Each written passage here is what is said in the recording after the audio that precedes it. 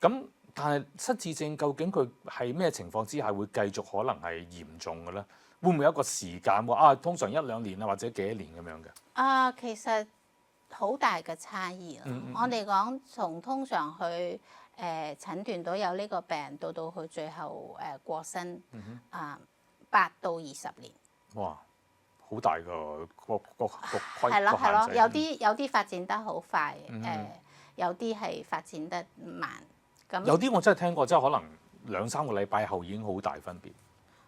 可能佢有其他嘅，譬如我哋講阿茲海默症係最主要嘅失智症最主要嘅原因，但係好多人係有混合型嘅失智症，就係話大概有50%嘅失智症病人係混合型嘅失智症，就係佢引起嘅原因唔係單一嘅，就係可能有阿茲海默症，亦都可能有血管型嘅失智症。咁呢啲咧就可能會加快